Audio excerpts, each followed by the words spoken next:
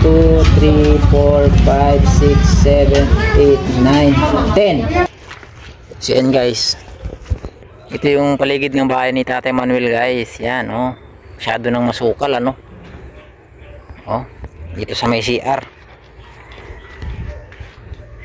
sukal na rin yung likod guys oh. Wala ka pang tubig, may tubig ka pa ba?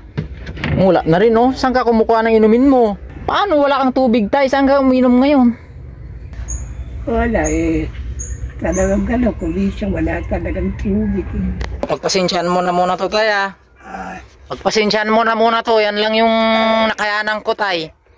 Kung kumikita sana yung mga video natin tay, ang revenue nun bibigay ko sa'yo. Kaso sinta-sintabos lang pumapasok doon tay.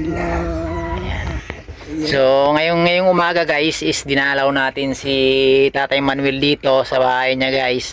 Ayan, at nadatnan natin siyang ano, nagpapahinga. Ngayon lang ako nakadalaw. Kasi inihintay ko nga yung ano, yung mga sponsor sana, kaso wala man nag-sponsor tay. Ang nag-sponsor lang ngayon is si Ma'am MC, yun sa pangkain mo lang. Ito lapi na lang eh.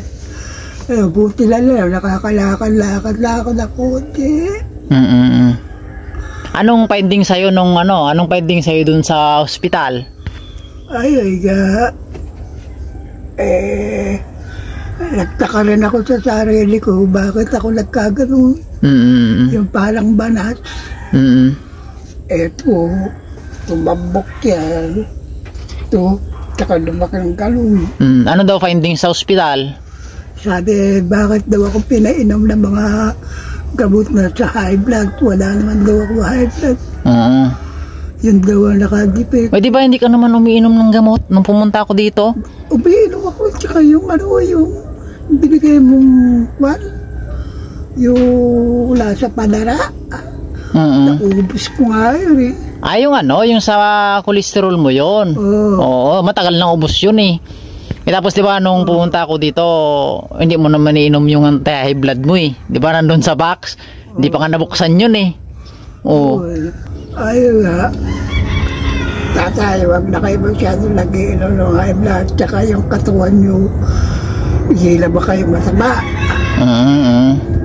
Kaya hindi dapat kayo mag-iinom ng gamot sa high blood. Anong sabi nila dun sa BP mo na mataas? Yung mataas mong BP, anong sabi nila doon sa Margarita? Bahusay naman daw ang ano lang di buko. Yun. Kuha yun nga lang daw naka-antipresyo sa akin. Pero mo, tiyak makay ka. Akala ko nga mamamatay na. Bakit ano, ang tinatanong ko, ano yung findings dun sa Margarito? Diba, nilaboratory ka doon. Ano yung mga resulta? Sabi, bawal sa akin. Basta mag-ingat lang daw ako. Mababait naman yung mga doktora. 4 na dextrose ang nailagay sa akin. Saka oxygen. Pero nung lumabas kay nahirapan ka pa huminga nun eh. Nung nandito ka na noon, nahirapan ka pa huminga. Oo, nahirapan na ako. Bakit lumabas ka na agad? Tapos nung umalis ka, tsaka lang ako nadala sa ospital noon. Kasi pinakiusapan ko yun sa Ate Daisy. Kasi nga mag-alas 9 na ng gabi. So alanganin ng takbuhin yung tayo mula Taguig papunta ng dito sa iyo sa Binangunan. Alas 9 na ng gabi. Ma-hospital ako.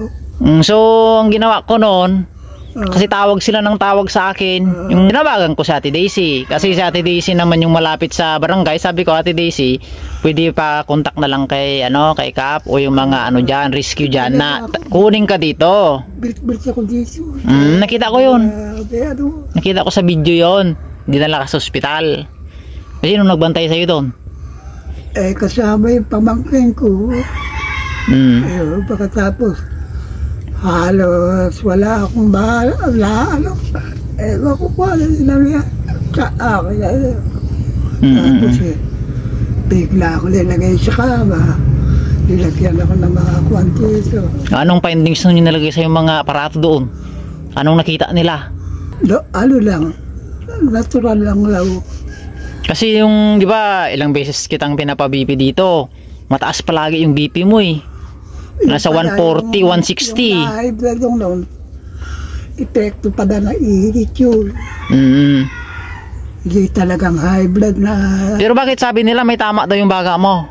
May tama daw yung baga mo? Wala raw akong tama sa baga. Clear.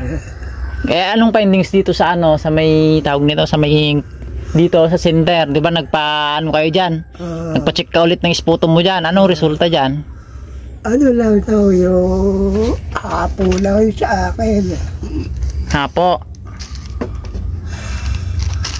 Yun ang nakakapagtaka rin. Bakit ako namalas? Pero wala ka namang TB. TB. Wala. Kailan mo nakuha yung result dito sa center? Eh sa center, okay naman daw eh. Walang problema. Wala. Clear naman daw. So ngayon tay, babayaran ko na yung ano, babayaran ko na yung tawag nito, yung pagkain mo doon kay Ate Daisy. Bali ang babayaran ko doon kay Ate Daisy hanggang Disyembre na. So yung pagkain mo araw-araw is 40 pesos yun araw-araw, 20-20 lang eh. Eh kung sa regular na karinderya yon, 40 yung ulam, 10 yung kanin, di 50, 100 yun sana araw-araw mo. Pero kay Ate Daisy 40 lang. Tapos may libre ka pa daw kape. Kaya tsagain mo umakyat doon. So babayaran na natin yung pagkain ni tatay ng 5 buwan hanggang December na yun ano. So bali ano yun guys, 131 days times mo sa 40. Kasi nga 20-20 lang yung pagkain ni tatay. So bali 5,240 ate.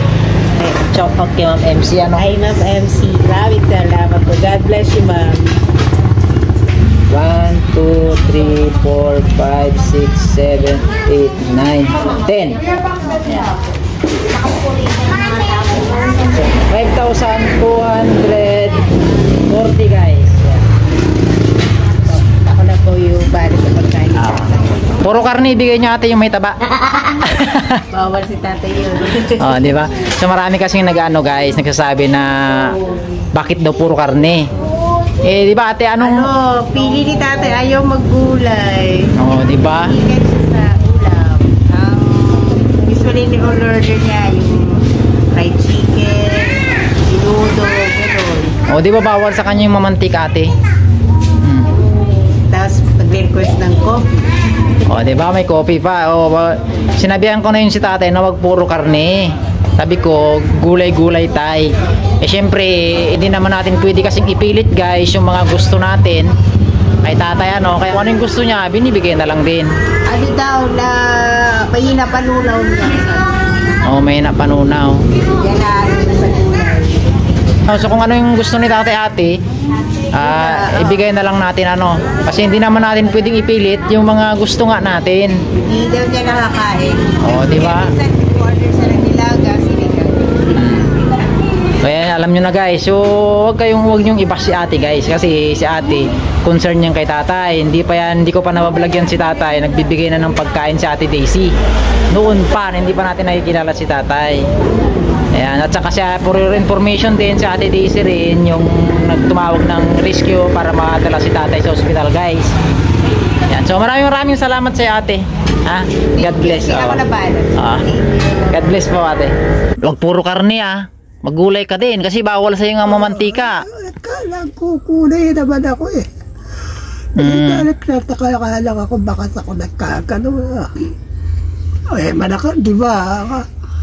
Malakas na nga akong ibig sabihin, nakakapagparito na ako dati.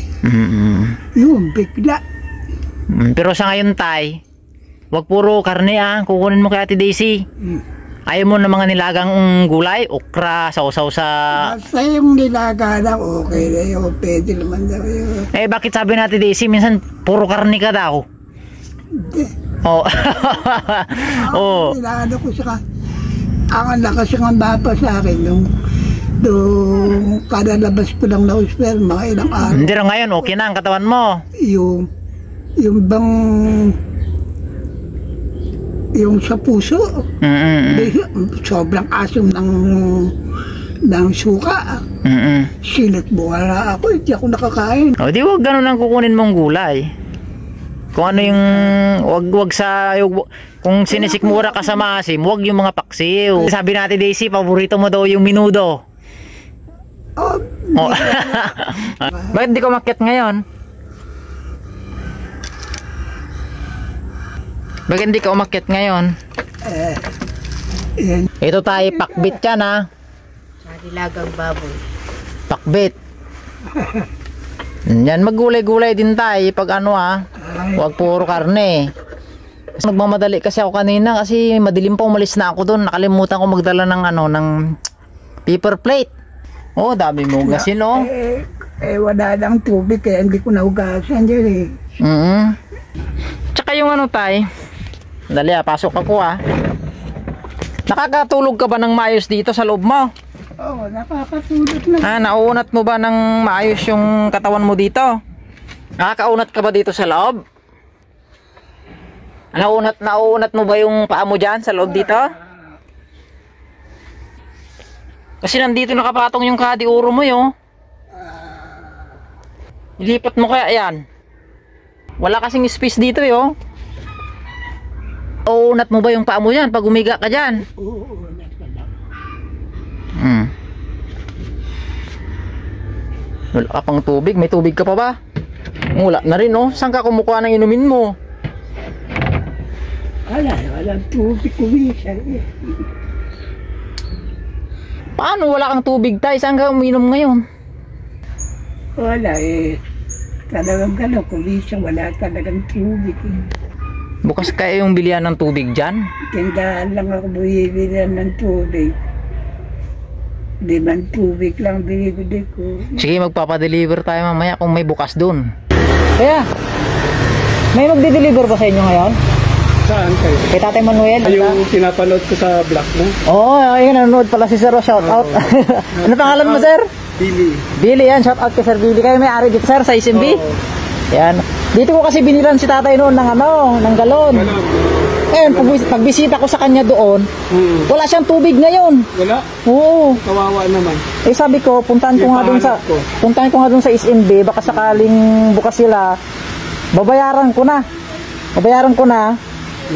Kahit yung galon, kahit isalin nyo na lang yung tubig doon. Dadalhan ko na lang siya doon. Oo, tapos isasalin na lang. Sabi na lang. Eh, bayaran ko na lang, sir, kasi kawawa si tatay, walang tubig. Ako na lang sabihin ko na lang sa kanila, bro. Oo, sige, sir. Okay na. Ayan, sir. Hindi, okay na. Hindi. Kasi para sa ano yan, tapos yung sobra dyan, sir, bigay mo na sa magdi-deliver. Sorry, deliver. Oh. Sir, salamat God bless. Pinapanood pala tayo ni sir.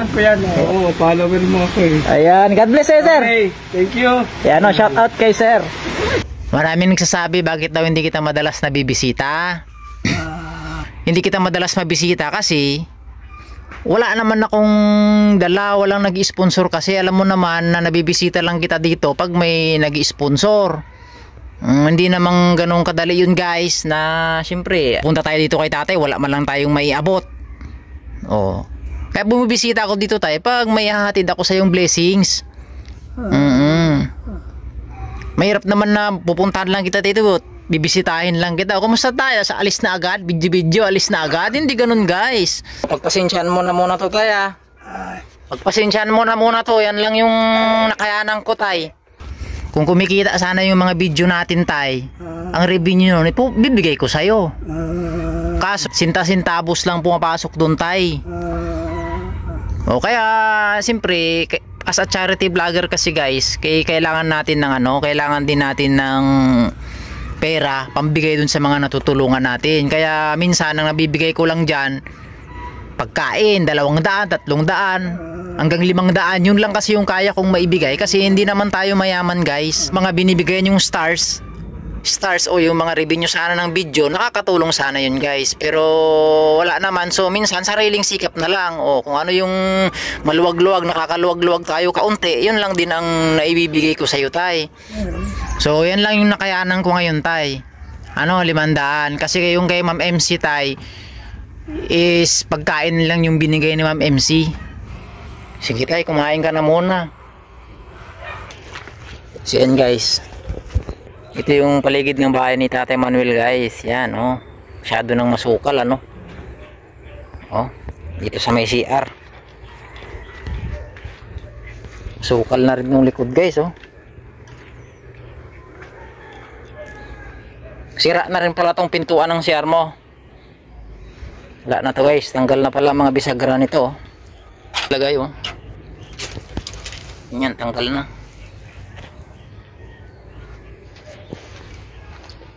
So masukal na dito guys oh. Di ba? Sobrang sukal na kasi hindi na kaya ni tatay maglinis. Hindi na kayanin maglinis. Oh, kita niyo ba 'to guys? Ang daming ano, ang daming ampalayang gubat oh. Wild ampalaya ito, oh. Mga wild ampalaya. Grabe, ang sukal na pala nito tay. Oh, hanggang dito sa ano mo tayo. Masukal na dito tay.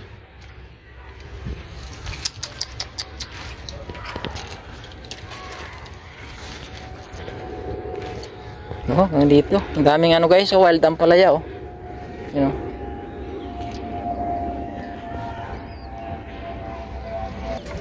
Talagang parang gubat na tong bahay mo. Ay, hindi, nagubat na. Hindi ko na masyado naaasikaso eh. Gubat na. Pero pagka lakas-lakas ko ng Baka mamaya, akalo, hawanin ko rin yan. baka mamaya may biglang sumulpot dyan na leon. Leon. Kasi gubat na yung paligid ng bahay mo. Baka mamaya may sumulpot na leon dyan. Ang nakakatakot lang dito yung cobra eh. Oo nga, yung ahas. Naku, delikado. Di bali kung siya eh, lalayo lang sa'yo yun eh. Ikamukha na cobra, talagang lumalaban sa tao. Lalo na pag natapakan mo yon. Pag natapakan mo. Pero pag hindi... Kahit hindi natapakan, pagka naamoy ka ng cobra, talagang tutuklawin ka. Kasi ang cobra naman, kung takot ang tao sa mga ahas tay, mas takot ang ahas sa tao. Maliban na lang kung matatapakan mo, Yung makikipit. maiipit mo, talagang ano yun, tutuklaw yun. Pero pag... Talagang mabait na, ano, yung sawa. Mm, Kahit na anong kaganyan, hindi ka, ano yun. Nangyari na sa akin yun eh. oh? Naglililis ako. Dumaan yung kulay dilaw na ahas yan. Di wala ako yun, ano. Parang tiliknan lang ako. Wag lang gagalawin. Sasaktan mo. Talagang liling-kiling ka lang. Hindi ko kilala. Pinabaya ko na siyang kumapag. Ang haba rin. Dito? Kulay dilaw na ano.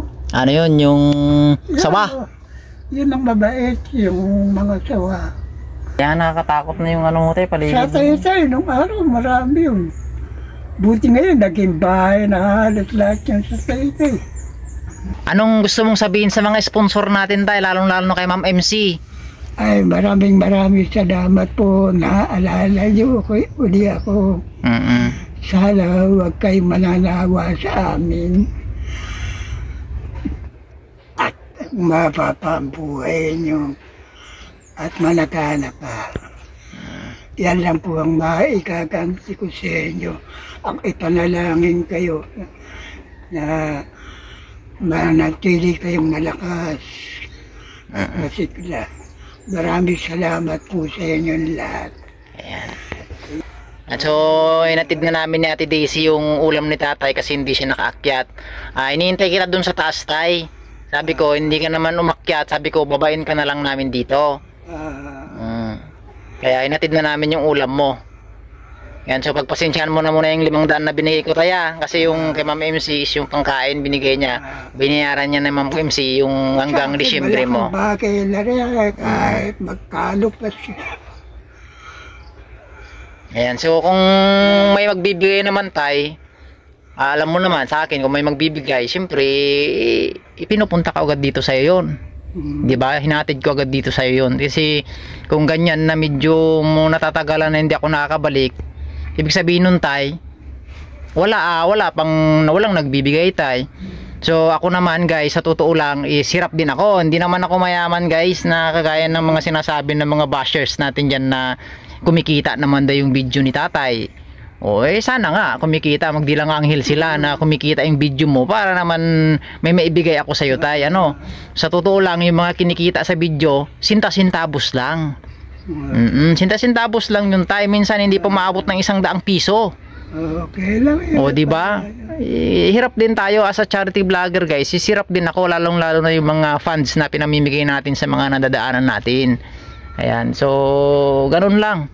Pero ito kay tatay kasi guys, may views man ito o wala, syempre tulong yung intention natin dito kay tatay. Kaya pag may nagbibigay ng sponsorship kay tatay, is partida, partida pa yun tay. O kung may magbibigay man ng kung magkano, pag nagpa-cash out ako sa GCash, inabunuhan ko na lang yung cash out fee para buo kung may bibigay sa yung pera. Hindi naman tayo mayaman. Kung mayaman lang tayo, mahirap din naman kasi guys na kagaya niyan kay tatay. Alangan naman magbanggit ako dito ng mga sikat na vlogger. O bakit si Poncio Pilato, si Poncio Pilata nagbibigay ng milyon-milyon? Ito bigyan nyo si tatay.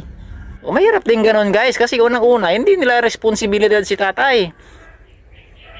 O pangalawa, kung makita man nila ang video ni tatay sa pamamagitan ng ating channel, kung gusto nilang tumulong, magkusa na lang, kung yung kusang ibinigay, grateful tayo doon, pero wag natin silang obligahin na mag-mention pa tayo dito na kung sino-sino guys para tulungan si tatay. Kung gusto na ang tao naman guys, kung gustong tumulong, itutulong yan. Kahit na walang kapalit yan, itutulong yan, bukal sa kanilang puso. So ganun yung ating guys, ganun yung ating adikain. Tutulong tayo sa ating kapwa sa pamamagitan ng ating mga video. Ayan, kaya minsan may nag-sponsor ng bukal sa kanilang loob. Mahirap yung guys, yung mag-uubliga tayo ng tao. Ikaw, Poncio Pilata, nagbigay ka ng 1 million doon. Bakit hindi mo bigyan si tatay ng kahit na 100,000? Mahirap yung ganon, di ba tay? Mahirap yung ganon, di ba tay? Huwag nating obligahin yung tao. Kung yung tao naman, kung kusang magbibigay, di maganda.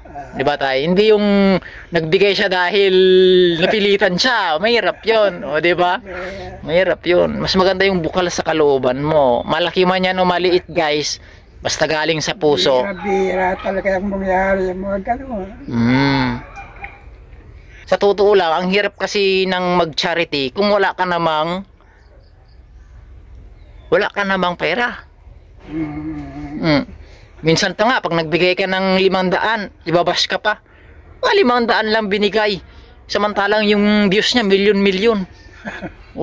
Hindi naman 40 milyon yung views niya, milyon na rin yung kinita. Nako.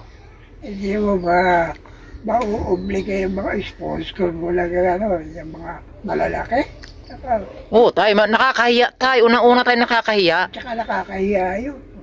Mamaya isipin ng sponsor, interesado tayo dun sa pera. Kaya gusto ko tayo. Hindi pa sa'yo na sponsor. Masyado na ambisyoso.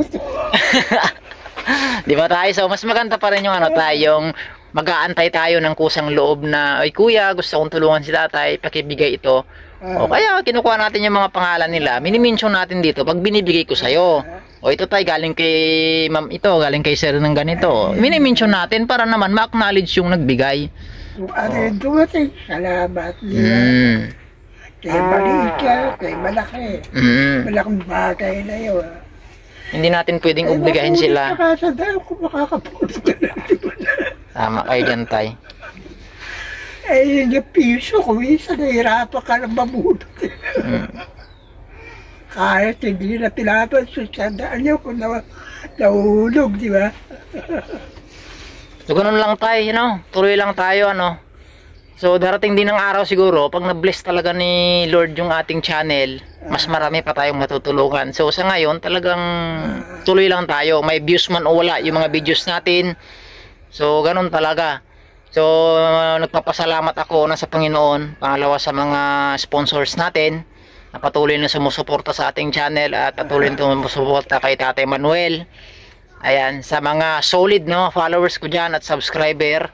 Ayan, maraming salamat sa inyo guys sa walang sawang suporta, lalo na sa pag-share nyo ng ating video kasi dyan talaga ako umasa guys sa inyong pag-share ng ating video at umaasa ako na maraming mga mabubuting tao, mabubuting kalooban ang makapanood ng ating video na willing mag-extend ng kanilang mga tulong sa mga taong natutulungan natin. Kasi unang-una ako, hindi naman ako mayaman guys, lalong-lalo na wala naman akong kakayahang tumulong financially talaga guys, kasi tayo gipit din tayo. Pero kahit paano guys is tumutulong tayo sa paraang alam natin. Ayan, kagaya ng kay tatay, di ba? Nung unang araw na nakita ko siya, kung binigyan ko lang to si tatay ng 1,000, tapos umalis na ako, sa tingin nyo magkakaroon kaya si tatay ng bahay kung hindi ko ginawa ng video? So yun yung goal natin dyan guys, o dahil sa video natin nagkaroon ng bahay si tatay, nagkaroon ng mga gamit dito sa bahay, at higit sa lahat guys, nagkaroon si tatay ng lifetime na pagkain na hindi niya napoproblemahin yung pangkain niya. So cellphone na ang ginamit ko guys, kasi ito wala, kanina hindi siya nagre-record guys, sira na siya. O di ba, kung walang video naman syempre unang-una hindi mapapanood ng mga sponsor natin, kasi alam mo naman yung sponsor natin tayo, nakamonitor palagi yan sa ating mga videos. At saka gusto ko tayo lahat ng mga binibigay nila tayo naka-video para transparent tayo, at nakikita talaga nila na paparating ko o na ibibigay ko talaga yung mga binibigay ng sponsor. Kaya mayroong video yan guys, kasi gusto ko documented lahat ng mga pinamibigay ng sponsor, kung ano yung binigay, para kanino, inaabot ko. Di ba?